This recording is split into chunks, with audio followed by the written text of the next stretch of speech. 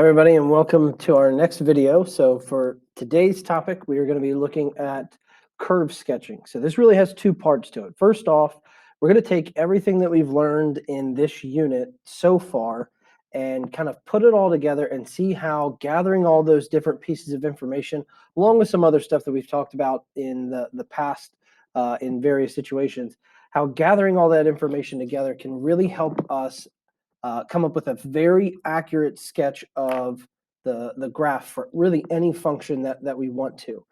With the power of calculus, we can find all the twists and turns and all the really important pieces of the graph for really any function that is differentiable. As long as the function is differentiable, we can gather graphical information.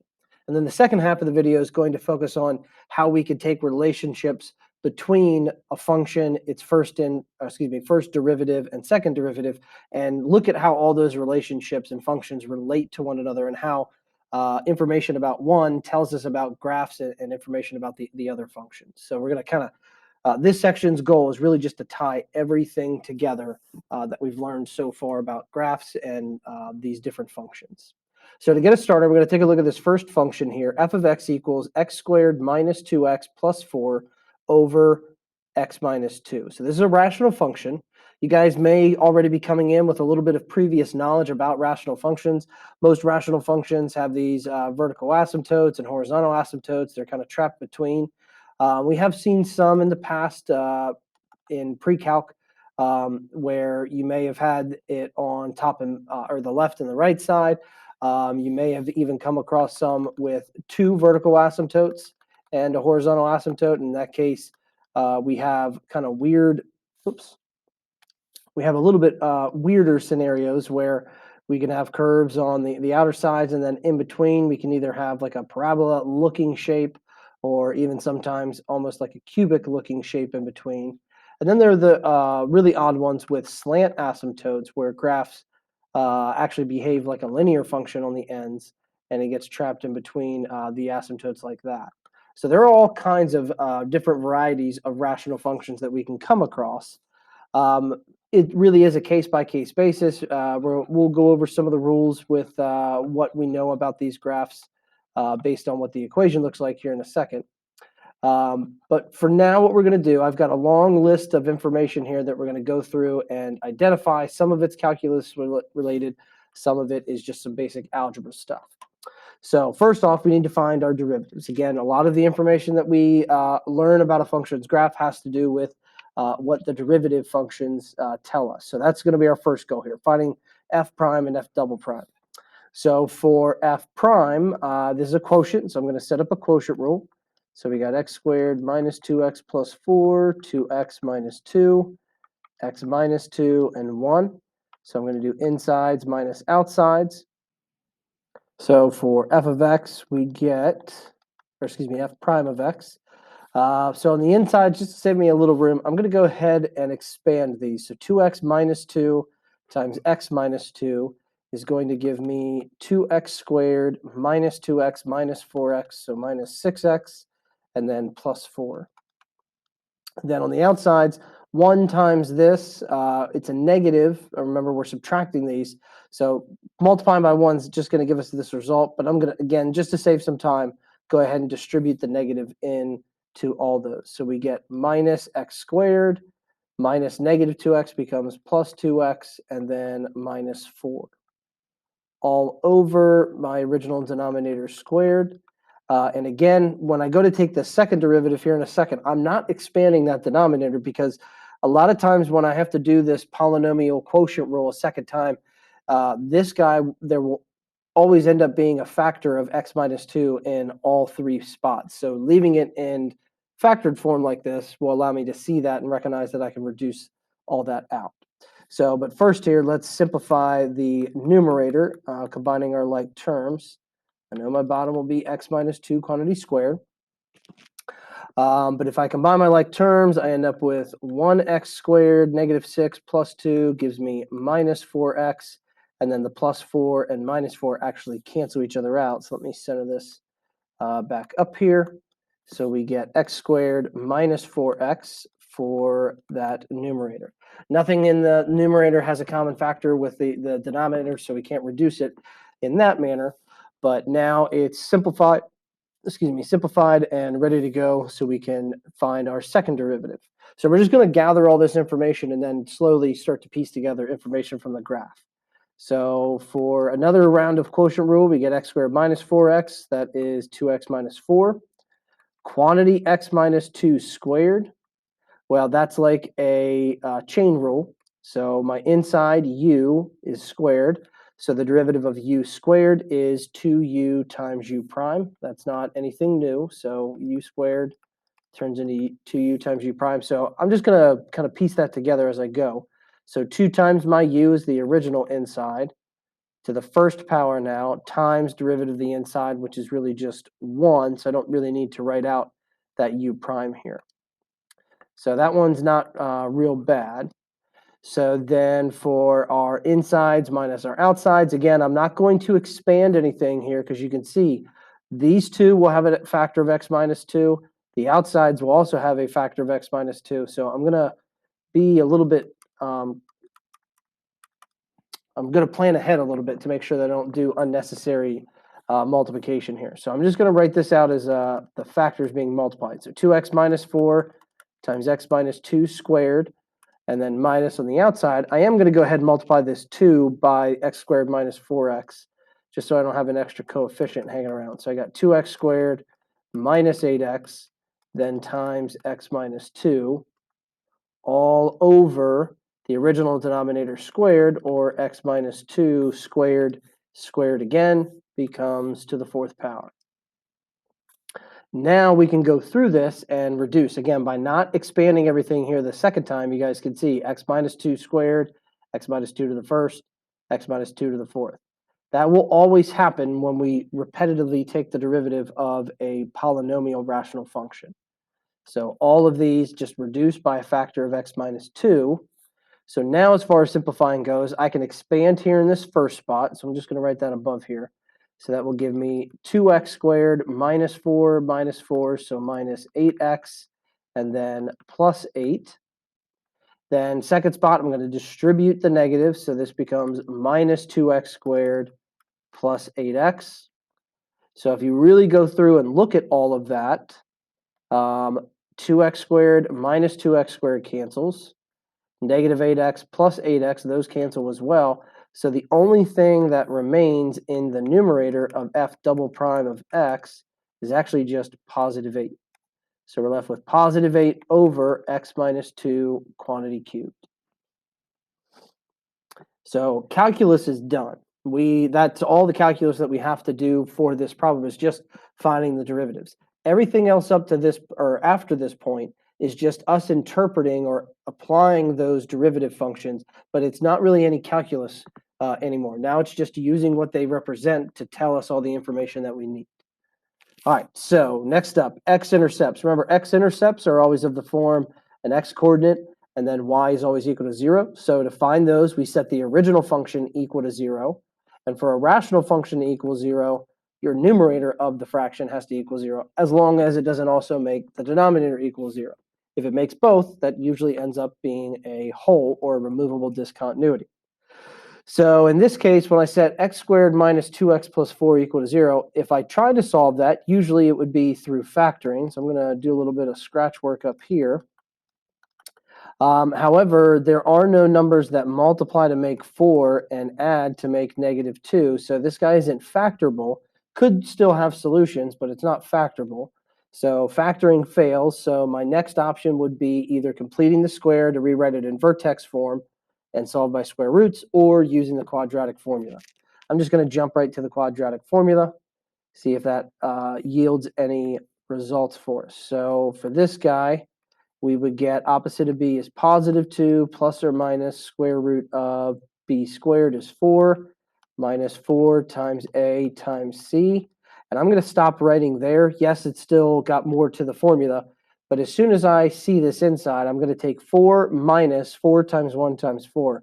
The second term is larger than the first, which means our inside, the radicand, or this is commonly referred to as the discriminant, is going to be negative. And so if I go to take the square root of the negative, that means that I would get an imaginary solution or no real solutions. So there is never a real value of x that will make this numerator equal to 0, which means that this function has no x-intercepts. And that does happen sometimes. So it just means I can't ever cross this x-axis. For y-intercepts, that is when x equals 0, we get some kind of y-coordinate. So for that, we just have to plug 0 in for x. Or because these are polynomials, it's really just the ratio of the constant terms. So in this case, I would get positive 4 over negative 2 or negative 2. This is a piece of graphical information, so I'm going to go ahead and plot this guy. Okay. As we gather information about the graph, things that we can definitely plot and quickly and easily, let's just go ahead and throw it all on there. Vertical asymptotes. So remember, vertical asymptotes have to do with the domain. So some of this stuff, it's not a real easy to place all this stuff in the best and most proper order. So we're going to kind of jump around a little bit. So let's go ahead and talk about the domain of this rational function. So remember, fractions, really the only issue is that we are not allowed to divide by 0. So to identify the domain, we just simply set the denominator of the function equal to 0.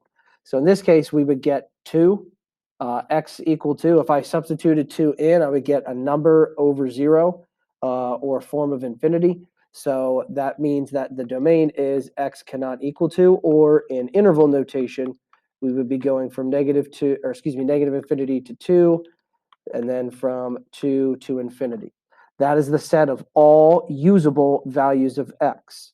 So remember, for rational functions, once we've identified our domain, any restrictions on x, like x not being allowed to equal 2, must turn into either a removable discontinuity, so a hole on the graph, or a vertical asymptote. In this case, the numerator can't factor, so there's no way to remove this factor of x minus 2 from top and bottom. So because of that, there are no holes on this graph, but this does result in a vertical asymptote. So this domain kind of ties directly to the vertical asymptotes for our rational functions. So that's another piece of graphical information. So I'm going to go ahead and plot that guy on here as well. So remember, when drawing these, it's just a dashed vertical or horizontal line, depending on the asymptote. Okay. So we've got that checked off. Now, horizontal asymptotes. Remember, this is a question of what is the limit of the function as x approaches positive or negative infinity. Well, with rational functions, if you recall, we have a little shortcut on how we determine those, and it all has to do with the growth rate of our numerator and our denominator. So because this is an x squared, a quadratic function, over a linear function, this is a fast-growing function over a slow-growing function. So because of that, we know that as x goes to infinity for the top, it's going to go to infinity, but it also does that for the bottom.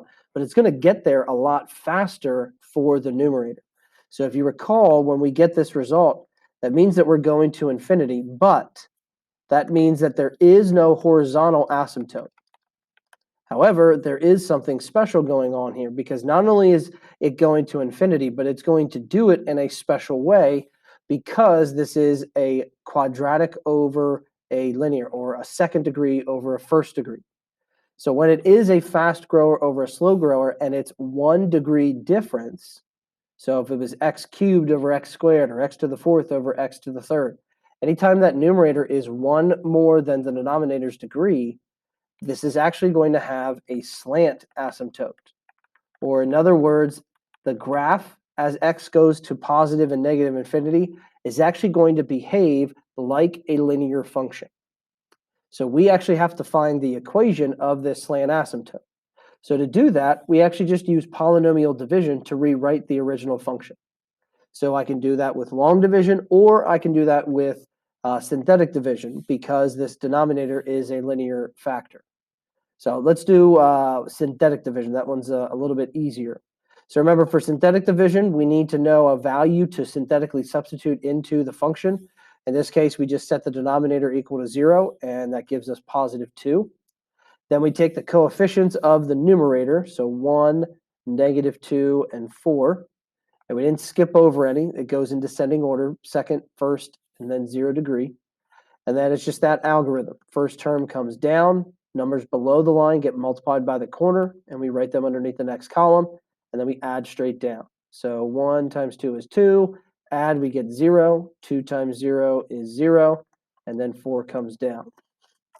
So our result is we're going to take all the degrees of these previous coefficients and reduce them by 1.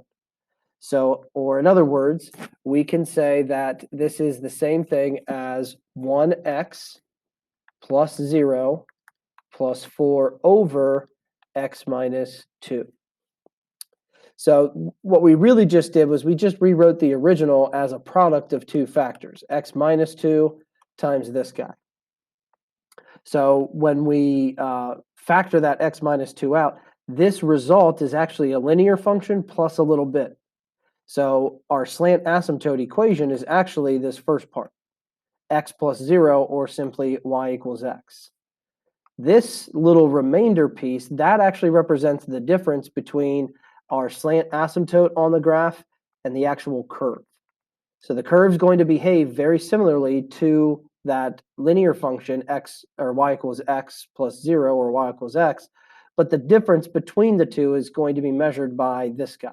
And as x goes to infinity, this guy results in a really, really tiny difference. So essentially, they're going to be very, very close to one another. So y equals x is our slant asymptote for this function. So we can go ahead and graph that. Remember, y equals x would just be a slope of 1 passing through the origin. So I'm just going to put my tick marks in here. And again, that is the boundary line or the asymptote that this graph's going to get extremely close to as we move towards positive and negative infinity on the x-axis, okay? All right, now for critical numbers. So again, critical numbers are where our relative extrema could possibly exist.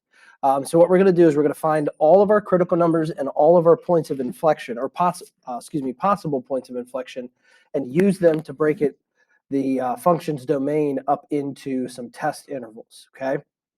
So now remember, critical numbers are where f prime equals 0 or undefined. So we know that f was undefined at x equals 2. So remember, any of those restrictions on the domain for f will show up as restrictions in f prime and f double prime. And you can notice both of them still have x minus 2. So we know that 2 is both a critical number and a possible point of inflection because they make f prime and f double prime equal or undefined.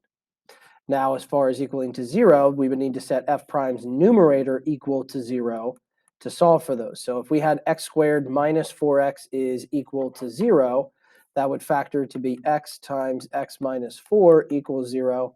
So we're going to get 0 and positive 4 as critical number, whoops, wrong spot, as critical numbers as well. So 2, 0, and 4 are all of our critical numbers. And then for possible points of inflection, same deal, but we're using f double prime to set equal to 0 or undefined. We already have the undefined value. But then the numerator for f double prime is 8, which means that guy's never going to equal 0. So there are no other possible points of inflection. All right. So we've got those two. We already have our domain. Now for symmetry, this guy is just a way to help us find more points. If we have a function that has a specific kind of symmetry, either even symmetry means that when I change the sign of my input, it remains the same output, so the exact same. So that means that for every x value on the right side of the graph, we have the same y value mirrored over to the left side of the graph. That's all that means for even. Odd functions are where if I change the sign of the input, it changes the sign of the output as well. So this is also referred to as symmetry about the origin. So any point at, for example, a point at 4, 2 would have a reflected image across the origin down at -4, -2. So changing the x sign changes the y sign as well, and vice versa. So we check for that by substituting in -x into the original function and then looking at the end result. Is it exactly the same as the original or the exact opposite?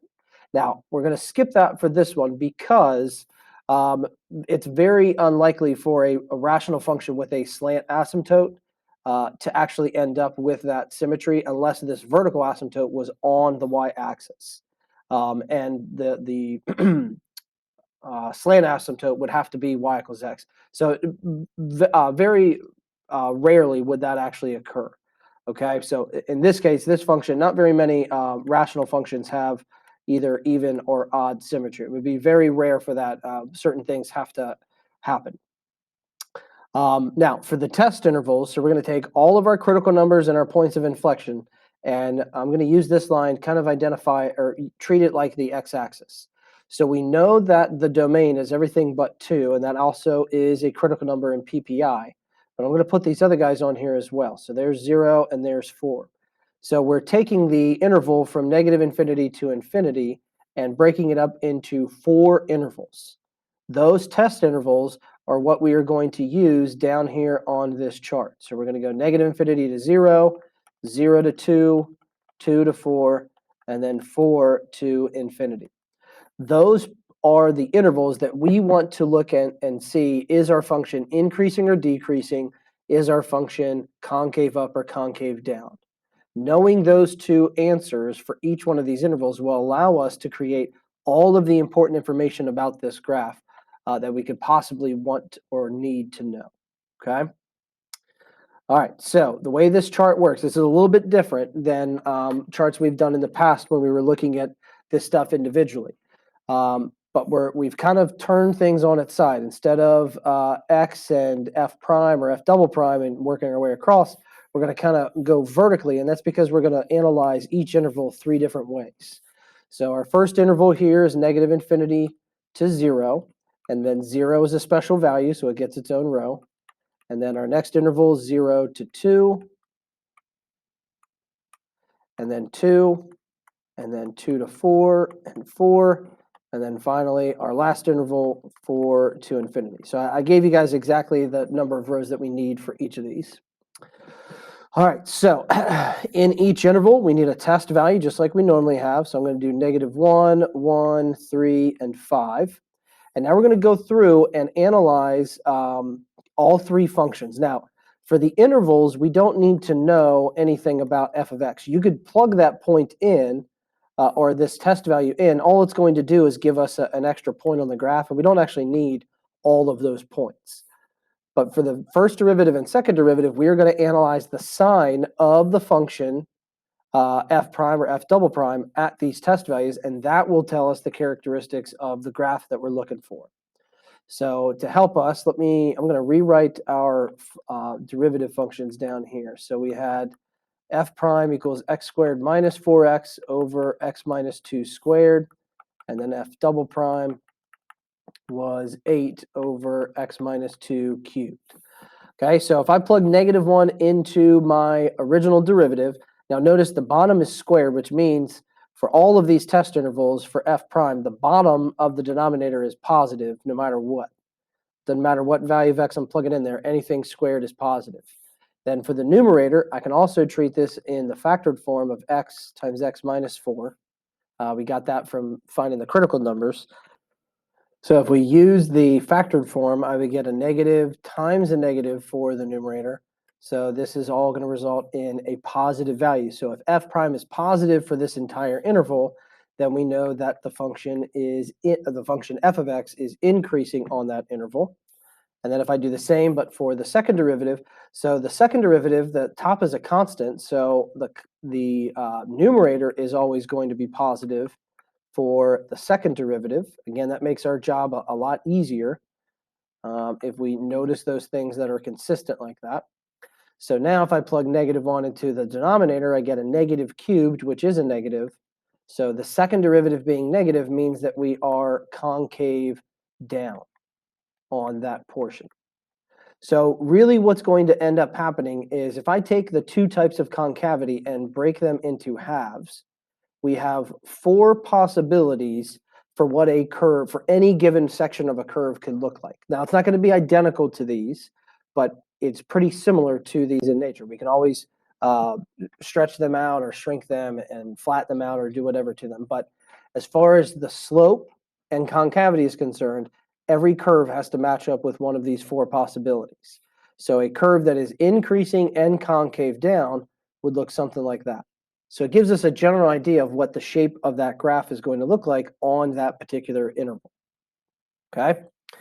Now for these actual values of x, these I actually want to plug in and actually get numbers. So for 0, so let's go back, let me write out our original function up here, so I don't have to scroll. So we got x squared minus 2x, let me double check, pretty sure it was plus 4, yeah, plus 4 over x minus 2. So if I plug 0 in there, well, we've already done that part. X equals 0 was what we plugged in for our y-intercept earlier. So we know that that is 2. That is the coordinate of a point on our graph, and it could turn out to be something special, either a relative extrema or a point of inflection.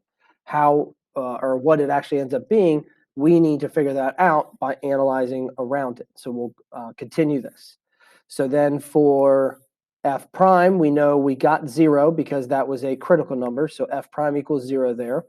And if I plug 0 into the second derivative, we get a positive over a negative cubed, so a negative value.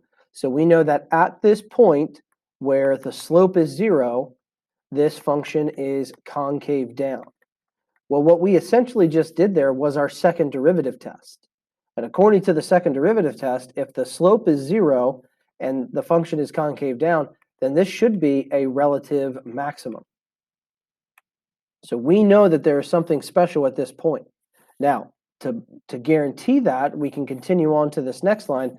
If this really is a relative maximum, then we should have changed directions while keeping the concavity the same. So let's hope that that actually occurs here. So let's try the next test value. So if I plug 1 into the first derivative, again, I don't care about the original function here. But if I plug 1 in, I get a positive times a negative, or a negative overall, which means the function is decreasing, which is what we should have seen. And then if I plug 1 into the second derivative, I get a 1 minus 2, so a negative cubed is also a negative on bottom.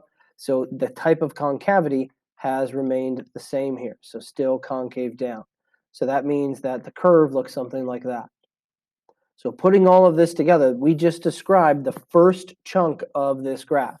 We are increasing until we reach a relative maximum at 0, 2, and that turning point changes directions, and we continue with the rest of this concave down curve. Now, at 2, we know that that value is not in the domain of any of these functions. All three have that value restricted, which is why this is a vertical asymptote on the graph of f. So we know that the graph kind of skips over that value of x, and now we can continue on with the next one. So now testing at 3. So if I plug 3 into the first derivative, I would get a positive times a negative, so a negative value overall, so we are decreasing to start. And then 3 into the second derivative, I get 3 minus 2, a positive cubed is a positive. So now we are concave up. So a decreasing concave up curve would look something like this.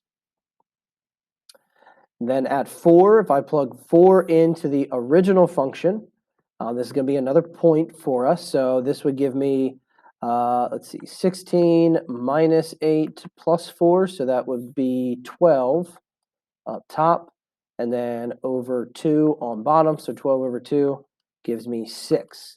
So that is a new point that I'll add once we get back up to the graph. Then plugging 4 into the first derivative, that gave me 0. So again, that means I have a slope of 0. And then plugging 4 into the second derivative, I get a positive on bottom. So we still have that positive concavity, which again, whoops, by the second derivative test, we just checked the concavity at a critical number, or where the slope was 0, so we should have a relative minimum at the 0.46. Let's back that up and get a little bit more evidence with the other side, this other interval. If I were to plug 5 into our first derivative, that would give me a positive times a positive, so positive overall, which means now we are increasing. And then 5 into the denominator, 5 minus 2 is a positive, So we get positive concavity again. So we get the other side of that positive, concave up curve, which putting these two chunks together does create that relative minimum. So now this chart is done. Now I have fully described all of the important graphical features of this function's curve. So now I can come back up. Now, if we want to plot more points, we can, but you've always had the power of plotting points. That's nothing new. But sitting here and plugging in 10 different values of x, that part's not all that important. So we know that this graph is going to get close to these asymptotes. And now we know that the point 0,2 is where this graph changes direction. It reaches a relative maximum. The graph went from concave down increasing to zero slope and then concave down decreasing as it approaches that vertical asymptote. And now I also know on the other side at the point 4,6, to the left of that from positive 2 to 4, this graph is decreasing while being concave up. It reaches a relative minimum, and then it becomes increasing while concave up and approaching that slant asymptote. So we just took all of that information, all of the stuff that our first derivative and our second derivative can tell us, and we can put it together to come up with the accurate sketch of this rational function. Again, up until this point, the big difference between what we've been able to do in the past and what we can do now are these points. Now, short of us just randomly picking different x values to plug in, without calculus, we would not have been able to prove the existence of these points, or we would not have been able to prove that those points are in fact relative extrema. You would have always been able to stick x equals 0 in and x equals 4 in to find the coordinates of that point. But what we wouldn't have known was, does the graph go past those guys and then come back up and hit through it? Or are those 2 points actually our relative extrema?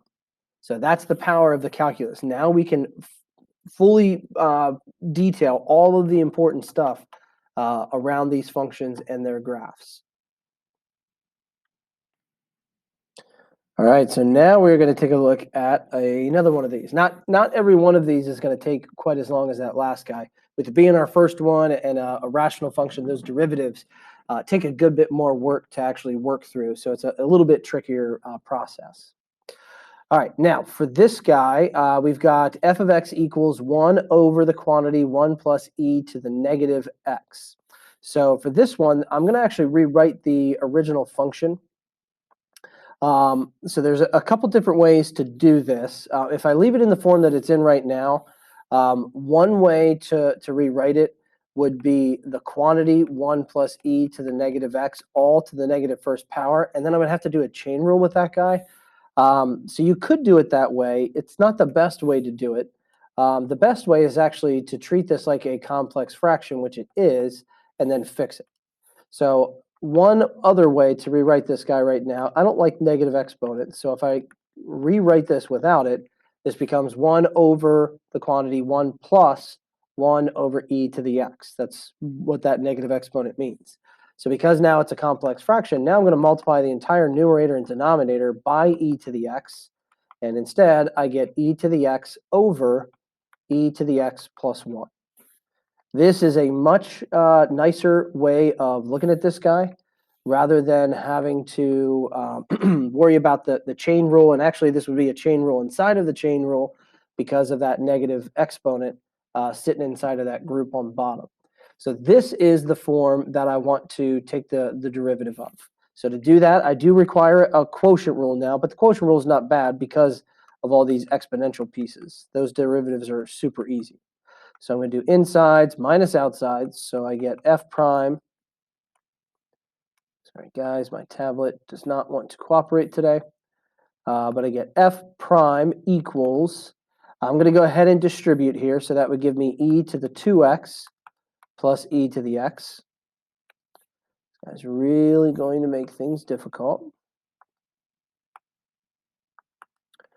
And then minus e to the 2x from the outsides, all over my original denominator squared. So e to the x plus 1 quantity squared. And again, I'm not going to expand right now, okay? But there is some simplifying that I can do here because in the numerator, I do have a common term or a like term. E to the 2x minus e to the 2x is just going to leave it, or they'll cancel out, and we're just left with e to the x over e to the x plus 1 squared. So that is my first derivative. Now for our second derivative, now we don't have a choice. This one becomes a little bit more difficult, but trust me, this is much easier than what it would have been had we left this guy like it was in the original form. This is still a quotient, so we're just going to have to do a chain rule inside of the quotient rule. So top is e to the x, derivative e to the x. The denominator, the second function, is e to the x plus 1 quantity squared. That is going to require a chain rule. So I'm going to treat that like u squared. So that derivative is 2u times u prime, where u, or my inside, is e to the x plus 1, u prime is e to the x. So my derivative then would be 2 times e to the x plus 1 times e to the x. Now, just like in the previous example, if we were to distribute all this stuff, it's actually going to hide a common factor in the result of this secondary quotient rule. So I'm going to leave it in this form for right now, just so that we can see the result. I know it doesn't look pretty this way, and we'll clean it up here in a second once we do our insides minus our outsides. But you guys will see here in a second why I'm choosing to leave it like this. All right, so the insides, I get e to the x times e to the x plus 1 quantity squared, and then minus. So I am going to go ahead and do 2 e to the x, e to the x, and multiply that out in front. So I get 2 e to the 2x times this group e to the x plus 1. And then our original denominator squared means this is e to the x plus 1 now to the 4th power. So again, by not expanding or distributing and simplifying all of this, now we can see that we, again, have a common factor between all three terms in this fraction. So I'm going to reduce everything by a factor of e to the x plus 1. So now I can distribute e to the x, e to the x becomes e to the 2x. And then here, plus e to the x. Still have this guy, negative 2e to the 2x in there as well. So now let's clean this up. So my final result here for f double prime will be, let's see, so we end up with negative e to the 2x plus e to the x all over e to the x plus 1 quantity cubed. So there is our second derivative. So now for our next piece, x-intercepts. Again, what does x equal when y is 0? Well, if I set the new form of this guy's numerator equal to 0, e to the x, that function never equals 0. It has a vertical asymptote at x equals 0. So once again, there are no x-intercepts. It's not always going to be the case. Just happened to be the first two that I picked here but that's not always going to be the case, okay? Now for x-intercepts, y-intercepts, I'm going to plug 0 in for x. So if I do that in here, I get e to the 0, which is 1, over 1 plus 1, or 1/2. So 0, 1/2 is the y-intercept of this function. And actually, let's change the scale on this. So you guys will see this final result here in a few minutes. I'm actually going to, let me use some white. Never mind. All right, we're going to make this tick mark up here that used to say 8. We're going to make that actually be 1. And we'll make this guy 0.5, and then this will be negative 0.5, even though we won't actually need to use that, and that one will be negative 1. X scale we can leave alone, but you guys will see we actually don't need a very wide range of y values for this function. So the y-intercept of negative 0.5 I'm actually going to put right there, just so we can get a nice, good-looking picture of this guy.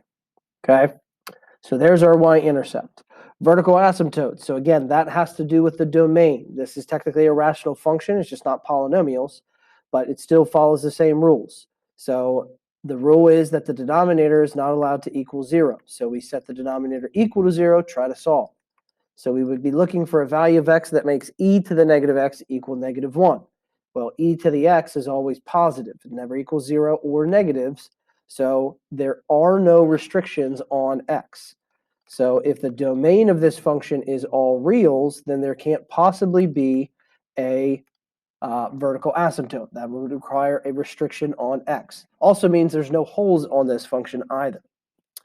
Now, for horizontal asymptotes, again, this has to do with a limit as x approaches positive and negative infinity. With the previous example being a polynomial rational, we have our shortcuts for figuring out how that works with our comparison of growth rates. But this is not a polynomial rational function, so we actually need to take these limits. So we need to take the limit as x approaches negative infinity of e to the x over e to the x plus 1. So let's start with that one. So going to the left. So remember, this results in e to the negative infinity over e to the negative infinity plus 1. But remember, that negative power really means 1 over e to the infinity. And that's in both of these spots. But in this case, 1 over e to the infinity, as x grows bigger, e to the x is going to infinity. So this is really 1 over infinity, which you guys should know by now. A non-zero number divided by infinity is approaching a value of 0. So this numerator is going to 0. That means 1 over e to the infinity down here is also approaching 0 plus 1. So we're actually heading towards 0 over 1 or 0. So this function has a horizontal asymptote of y equals 0 on the left side of the graph. And then we would also need to take the limit as x goes to infinity, positive infinity, on the bottom. So for this one, we need to go to, or we need to plug infinity in. Now this one's a little bit trickier. So we're going to do a little trick here in a second. So I have e to the infinity over e to the infinity plus 1. Well, both of these guys are infinity. And so if I have infinity over infinity plus 1, that doesn't really tell me much. Both top and bottom are heading towards infinity. That plus 1 becomes irrelevant. So this is another type of indeterminate form. But unfortunately for this one, we don't really have any tricks just yet to help us evaluate this guy. So what we're going to do is we're actually going to go back and take the limit as x approaches infinity of the original form of this function and see if that helps us. Because if I do that, remember this new form is equivalent to the original, 1 over 1 plus e to the negative x. So if I were to take the limit that way, I get 1 over 1 plus e to the negative infinity, or 1 over 1 plus 1 over e to the infinity. And we just talked about that. This whole quantity here is really going to 0. So that gives us 1 over 1 plus 0, or 1. So that yields a second horizontal asymptote that's only going to be used on the right side of the graph. So now when you guys draw these on your graph, even though we're only using them on one side, if you want to draw them the whole way across, that's perfectly fine. Most texts will do that as well. Again, Desmos and your graphing calculators won't draw these asymptotes in there for you. But when we sketch our graphs, there's no harm in showing both. Just remember that you can't use both of these on just the right or the left side. That's why it's helpful if you have to indicate which one's used on which side. So the left side, as I go to the left, I'm coming down to 0. Right side, I'll be going up to 1. So let's keep that part in mind. All right, now moving on, more calculus-related stuff. Critical numbers. So where is f prime equal to 0 or undefined? But again, the undefined part here is not going to come into play because f prime and f double prime are both rational functions, and it has the same factor as f in the denominator, so it can't be undefined. So it's really, if anything, just going to be equal to 0. So we would set our numerator of f prime equal to 0, but again, e to the x can't equal 0. So in this case, we actually have no critical numbers to list out. So what that implies, though, if there are no critical numbers, there cannot be any relative extrema on this graph. And if there can't be relative extrema, that means this graph is monodirectional or monotonic. It only goes in one direction. And just from what we've already figured out, we can actually piece together what direction that is. If on the left side I'm approaching 0, and on the right side I'm approaching 1, that means this graph has to be going up and to the right forever. So it's always going to be increasing as we are going to the right, as we're working our way across this graph. Now, for possible points of inflection, so it is possible that the graph changes concavity. So for that one, we do need to check some stuff out. So that would be setting f double prime equal to 0, so its numerator. So if I do that, this numerator can be factored. I can actually take out, let's take out a negative e to the x, and that would leave me with e to the x minus 1 equals 0. So if we set each factor equal to 0, negative e to the x can't equal 0, but e to the x minus 1 could, because that would mean that e to the x equals 1, and that happens when x equals 0. So we do have one PPI. So x equals 0, or at our y-intercept, there could possibly be something going on here. So symmetry, again, we're going to skip this for right now. Very rarely do these functions actually end up with symmetry. Every once in a while, but it's not the end of the world if you guys can't find that. It's just an extra little thing to help us plot points faster. But so for our test intervals, this one's pretty short and easy because I only have one number to worry about. So we're going to go from negative infinity to 0, and then from 0 to infinity. So let's rewrite our functions down here. So I got new form, e to the x over e to the x plus 1. F prime was e to the x over e to the x plus 1 squared. And then f double prime, negative, I'm going to use the factored form up top, negative e to the x times e to the x minus 1 over e to the x plus 1 cubed. All right, so now you guys can see this table is way smaller, and that's because we only have these two intervals to test. So negative infinity to 0, 0, and then 0 to infinity. So let's do test values of negative and positive 1. So if I jump in here, plugging negative 1 into f prime, well, remember, e to the x is always positive. So that makes this pretty easy. So then on bottom, if I plug negative 1 in, if you really think about this, e to the x is always a positive. So a positive plus something is still positive. Squared is still positive. So overall, I don't even need to think about what e to the negative first equals. I still am going to end up with a positive. So I know my function is increasing, which should make sense because earlier we said that this function is never going to change directions. So increasing, but negative 1 into our second derivative, this one's a little bit trickier.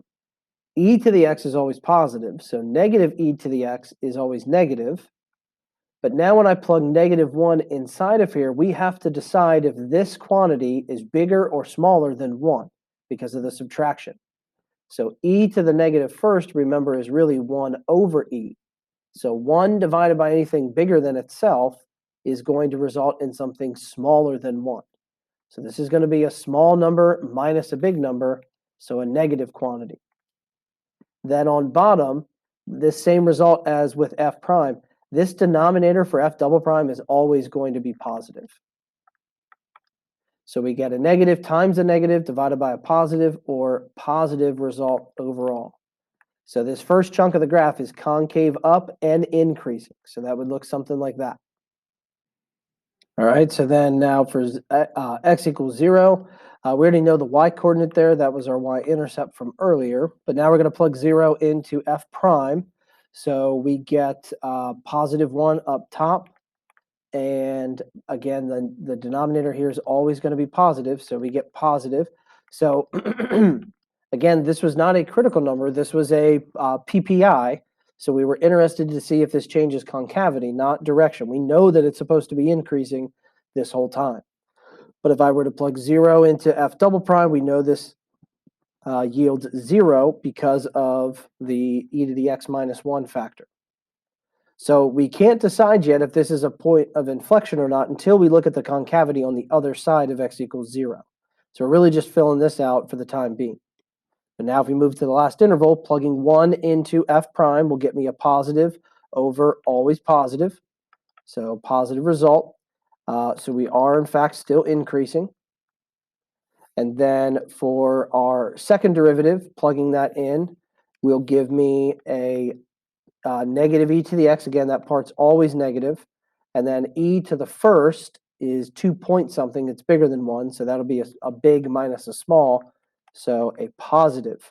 So negative over positive is a negative.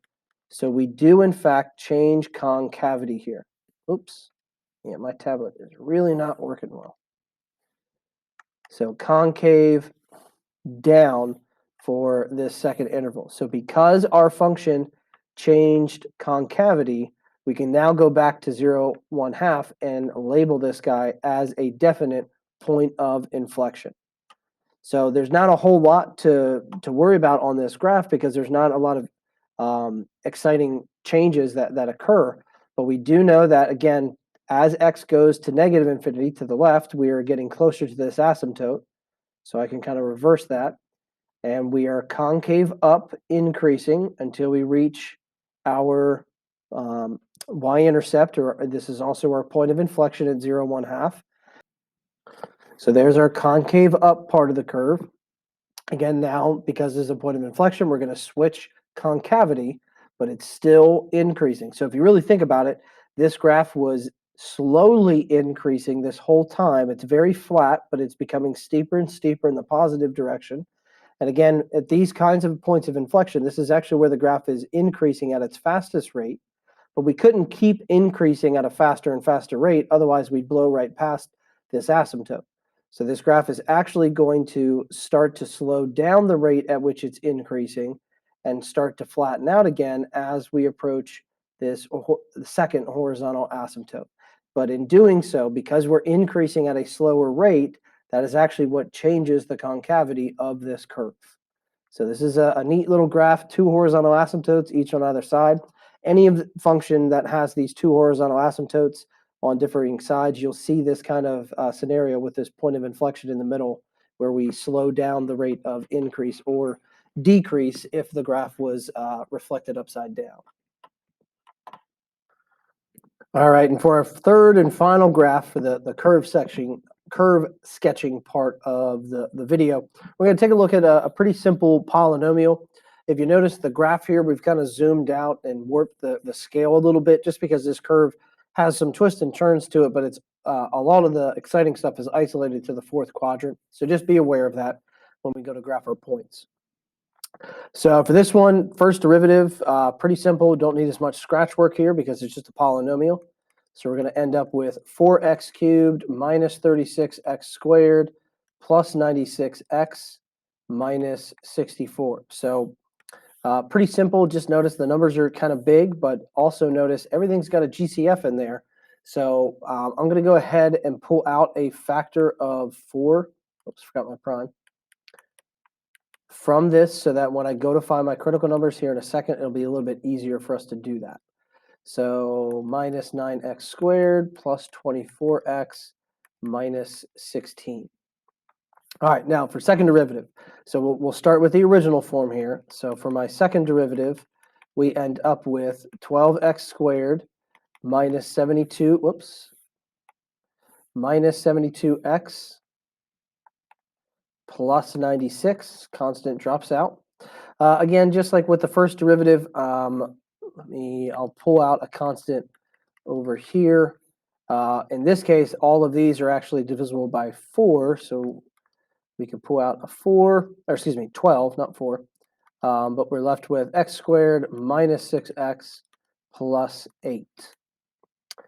All right, now for x-intercepts, a little bit difficult to do, but for x-intercepts, we're going to set the original guy equal to 0. So this is a polynomial, which remember to solve a polynomial equation set equal to 0, our job is to try and factor this guy. So I can pull out a GCF of x from everything.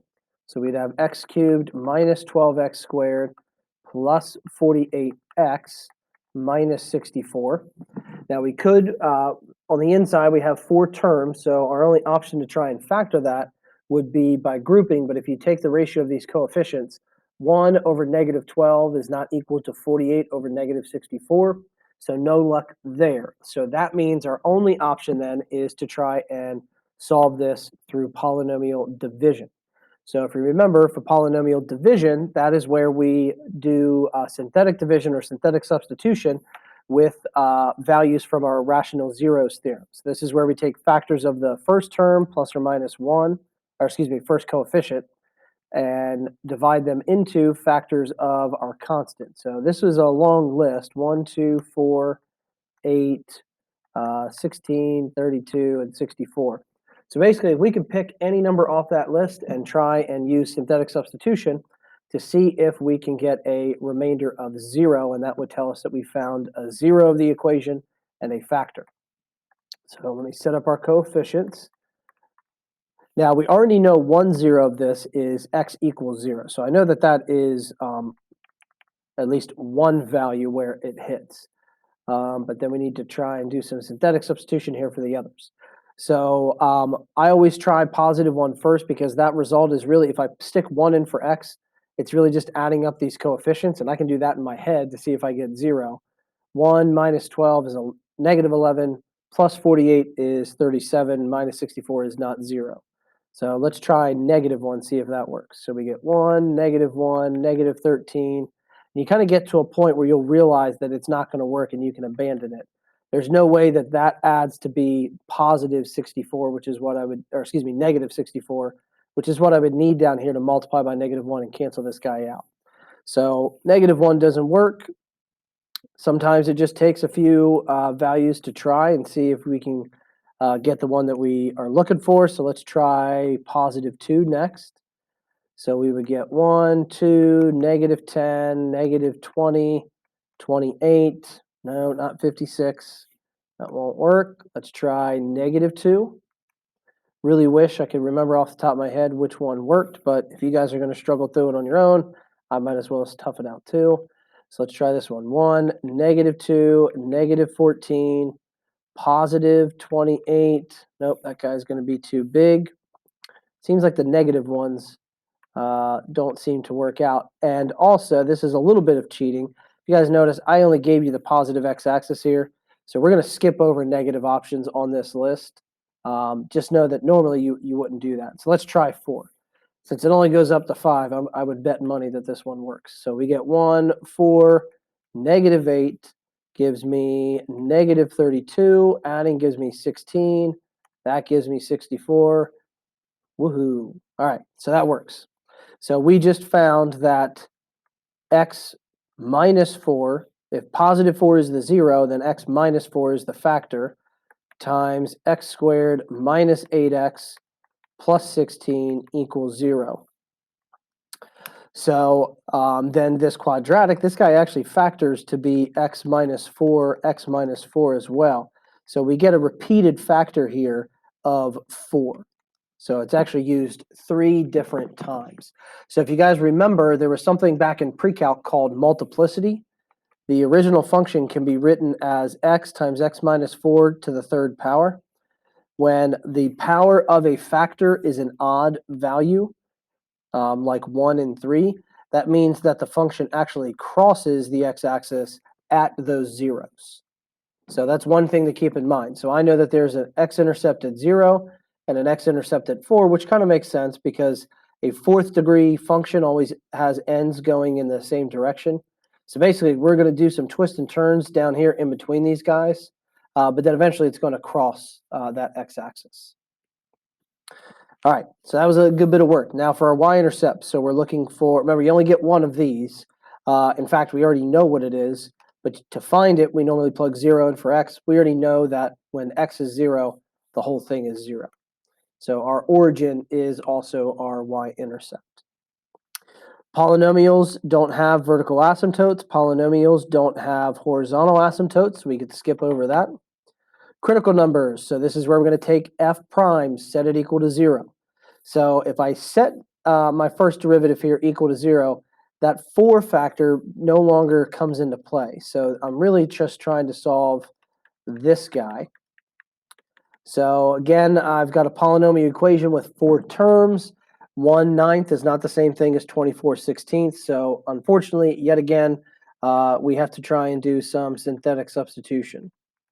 So this is just a little bit time consuming. It's not that it's difficult, it just takes a little bit of time to find these results. Again, if I were to try +1, adding up these coefficients, 1, -9 is -8.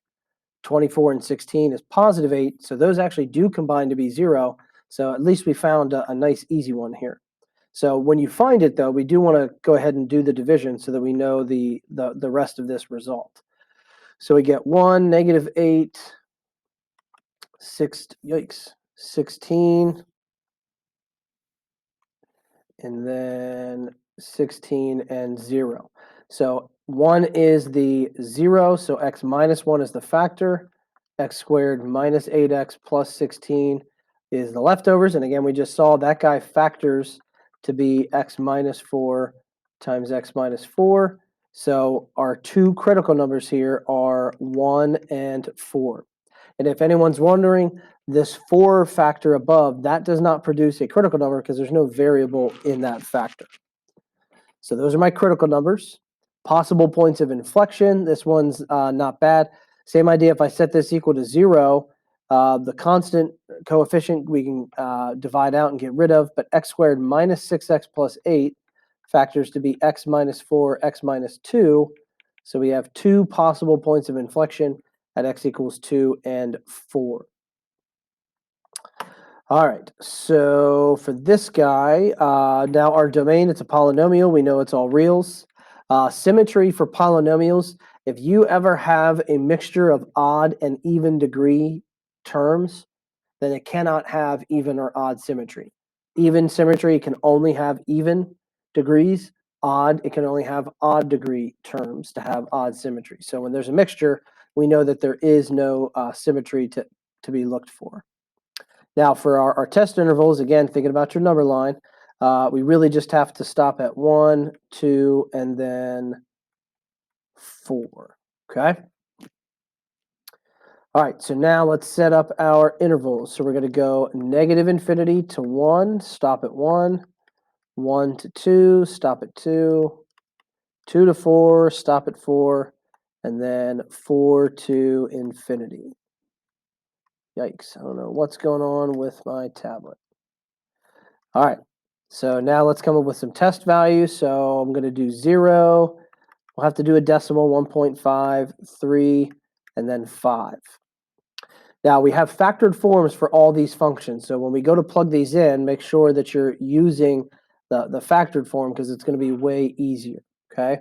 Now we know f of x, our original guy, that was simply x times x minus 4 quantity cubed. Then f prime, that was 4 times this factored form down here, so x minus 1 times x minus 4 quantity squared. And then f double prime, that was 12 times x minus 2, x minus 4.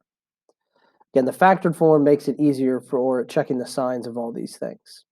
So let's start off with 0. So our first derivative, that would be a positive times a negative, always positive for this last guy. So this is a negative result, so we know the function is decreasing to start.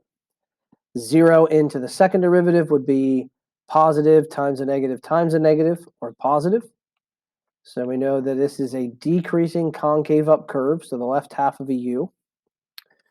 If I plug 1 into the original, that would give me 1 times, -3 cubed, so that would be -27. So that gives me a point on the graph that I can plot.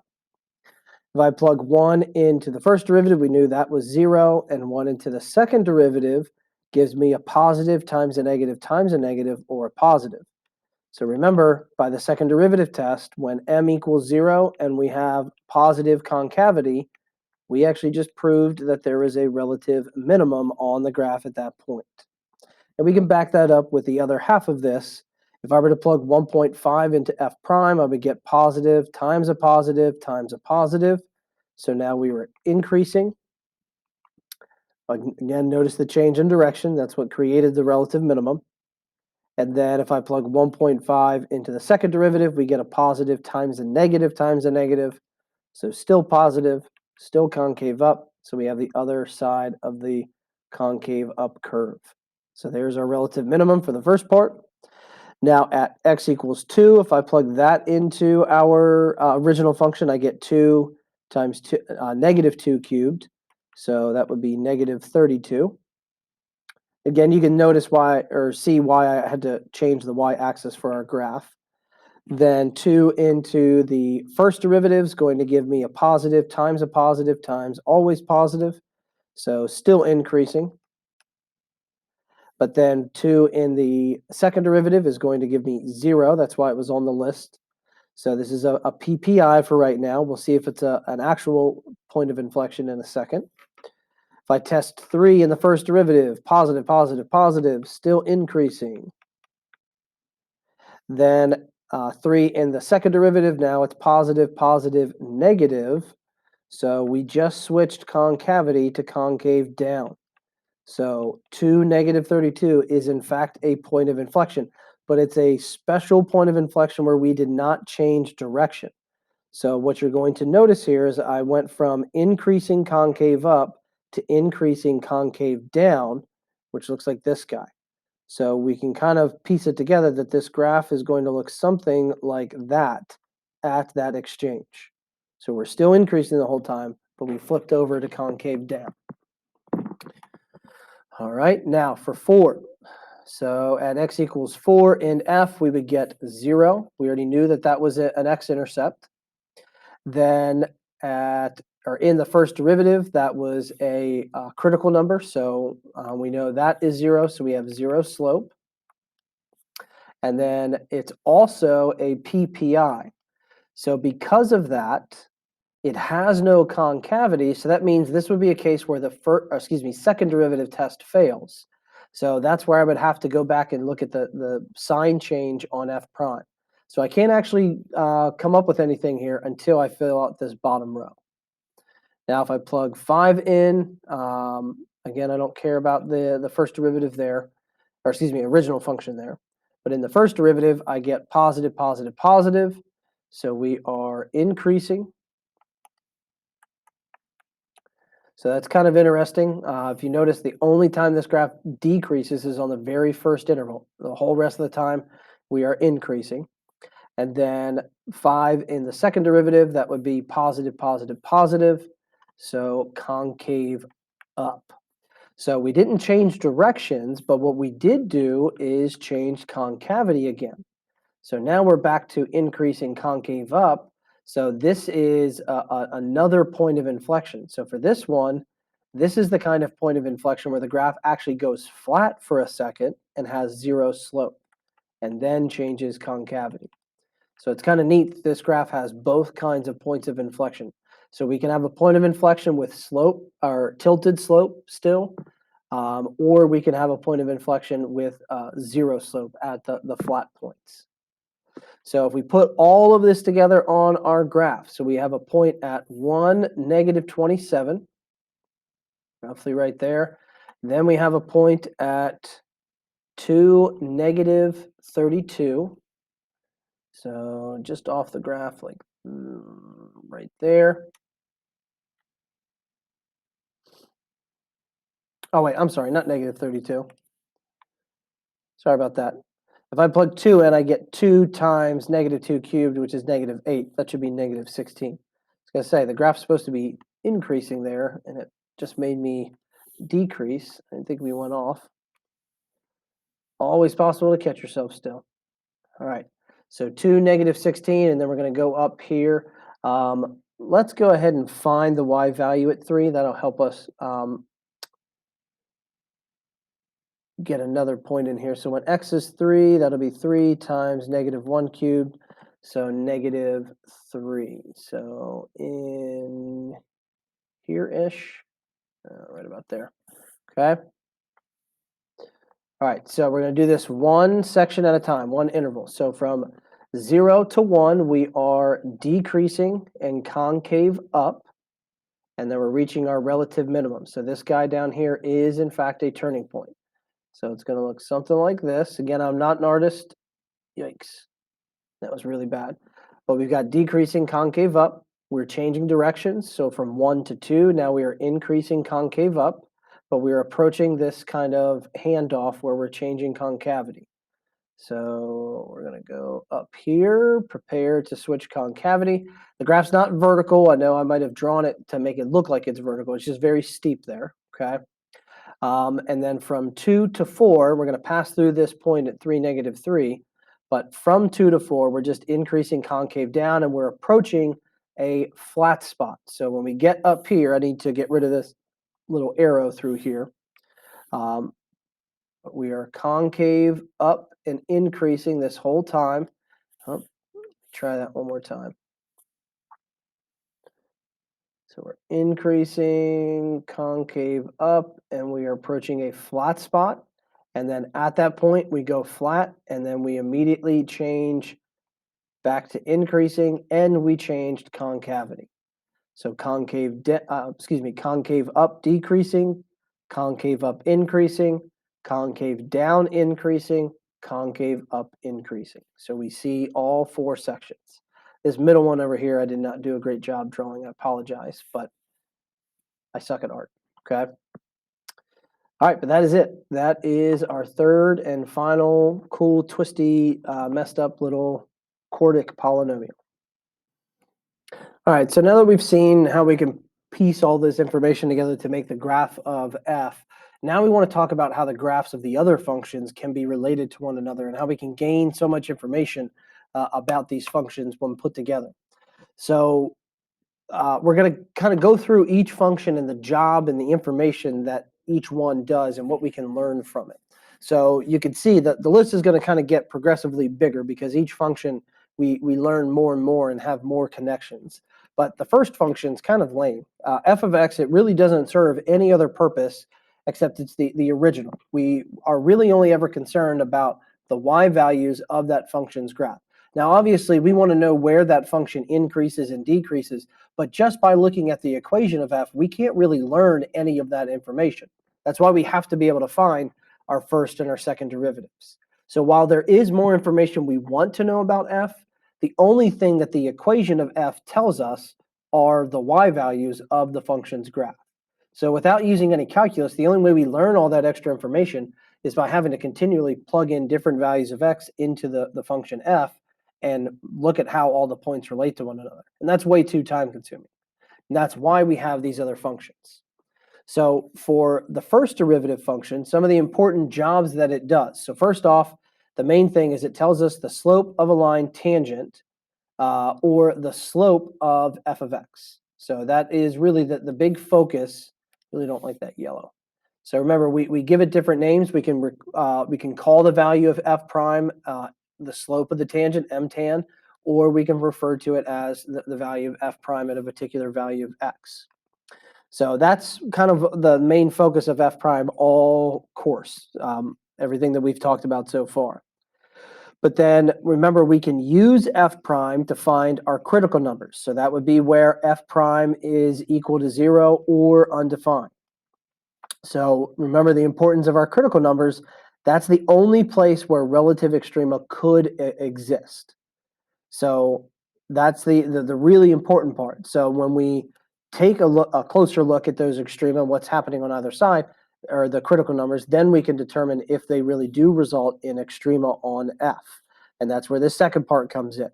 So not only can we identify critical numbers using f prime, but then we can decide, is f increasing or decreasing or constant? So that is the third option. But mainly we're looking at increasing and decreasing for most functions. So again, when f prime is positive, f is increasing. When f prime is negative, f is decreasing. So when we put these two statements together, that's what creates the first derivative test. So the biggest application of f prime is being able to look at whether f is increasing or decreasing on either side of a critical number, and then that's what allows us to locate relative extrema. So to find a relative extrema, this is kind of like a quick, easy reference guide as well to help you speed up that process. If you want to identify a local extrema for f of x at some value of x equals c, then both of these things have to be true. So we have to be a critical number, so f prime has to be 0 or undefined there. And then f prime must change signs around x equals c. So whether it's going up or from positive to negative or negative to positive, if f prime doesn't change signs, then f didn't change directions, and therefore we don't have a relative extreme. Now for this second part, so that's all of the information that f prime tells us about f, okay? So all of that stuff relates back to the graph of f. The second part actually ties in the second derivative, because you have to remember that the order of these functions work in. It's a progressive manner. So the first derivative of f is f prime. The second derivative is f double prime. But what you have to keep in mind is that the relationship that exists between f and f prime also exists between f prime and f double prime. So the relative extrema that are on the graph of f prime correspond to where f of x has a point of inflection. But that is actually talking about where f double prime equals 0. So just like here that we talked about relative extrema of f exist where f prime equals 0, that same relationship is true when we look at the graph from f prime to f double prime. So the connection there is the values of x where f of x is increasing or decreasing most rapidly. So we're talking about the steepest part of our graphs. So either the steepest, or we've seen other examples where we're talking about the flattest. So that's another part that I left out here, because we've seen points of inflection where the graph goes flat. So that is actually where the slope is at a minimum. So there are two kinds of those points of inflection, but there is a relationship between a point of inflection on the graph of f and what that means about the graph of f prime.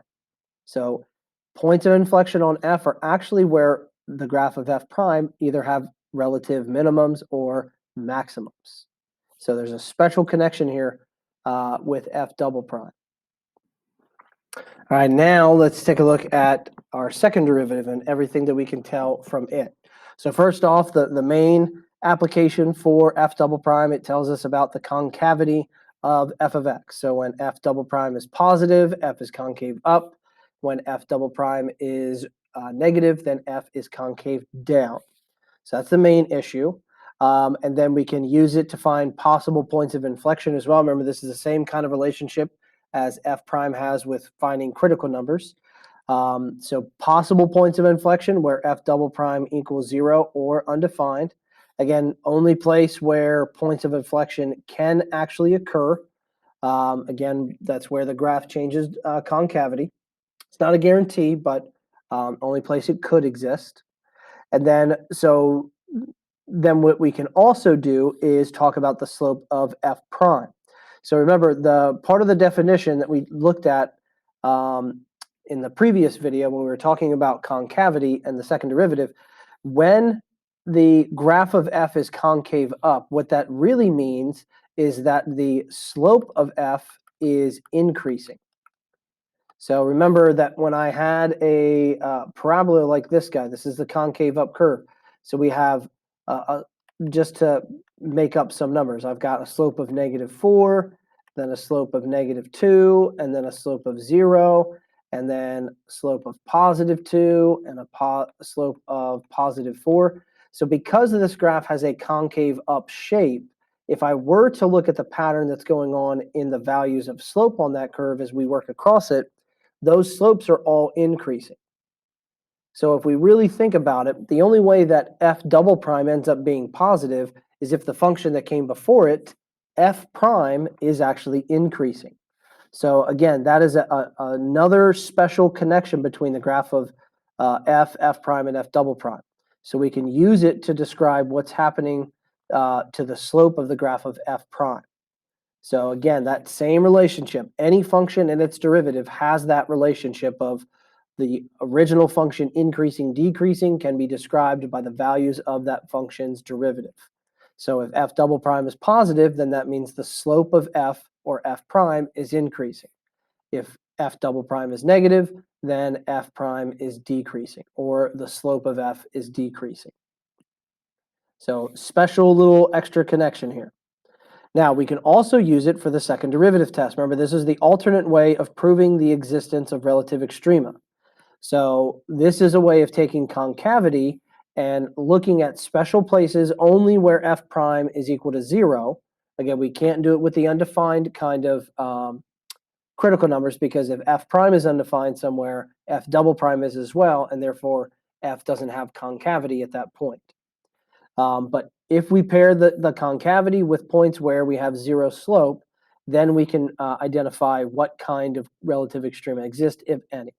So we find all critical numbers such that f prime is equal to 0. We check the sign of f double prime at those critical numbers. So we're not looking at intervals here. You're plugging values of x into f double prime to see if it's positive or negative. So if f is concave up with 0 slope, then we have a minimum. If f is concave down with 0 slope, then we have a maximum. Remember, though, there is that special case where if the second derivative is 0 when we test that critical number, then we got to go back and use the first derivative test and check to see are we increasing and decreasing around that value.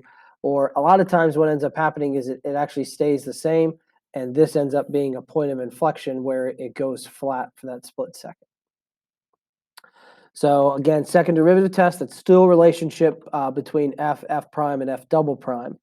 But now another one, so this last part here actually kind of puts all of it together.